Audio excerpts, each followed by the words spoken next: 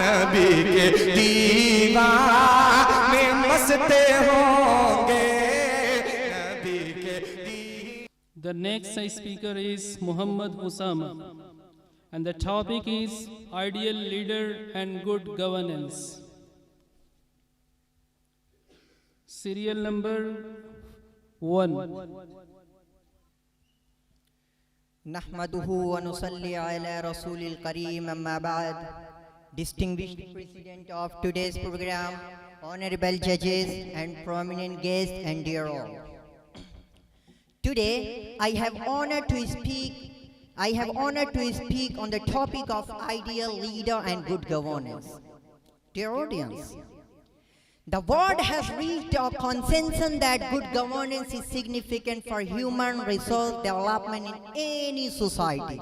In this context, the UNDP, IMF, World Bank, various NGOs and numerous studies suggest that the good governance primarily relies on the institutional infrastructure. The literature further accepts that the quality of leadership is also significant for good governance. The most significant and shining the example of our Prophet Muhammad, peace be upon him, when he became the head of the state of Medina, he exemplified good governance. He created a bond of brotherhood among the Muslim citizens, signed agreements with non-Muslim. He upheld Islamic value system in which justice remained central. He declared that all the humans are offspring of Adam alayhi salam, and there is no difference between Arab and non-Arab. Dear friends, there is no doubt about it that the enemies of Islam in Makkah were very cruel. But when Prophet Muhammad, peace be upon him, conquered Makkah, his companion captured all the enemies and brought them to him with the slogan, Al-Yawma Yawmul Malhama. It means it is day to take revenge upon the enemy. It is day to tear enemies apart. It is day to kill the enemies. Enemies were those people who tortured the Prophet Muhammad, peace be upon him, when he was in Makkah. Enemies were those who abused him when he was in Makkah. Enemies were those who compelled him and his companion to leave Makkah. Enemies were those who poisoned his food.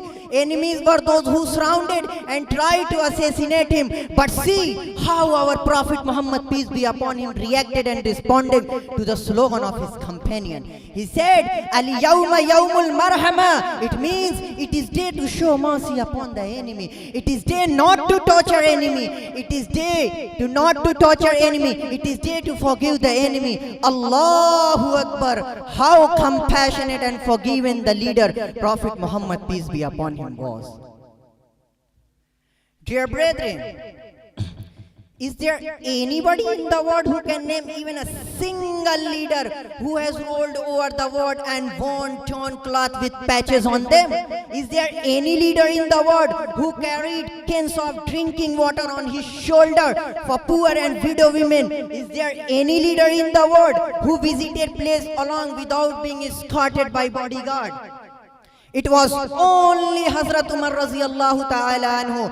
That's why Mahatma Gandhi, one of his articles, not only praised Caliph Umar, but he said, India needs a leader like him.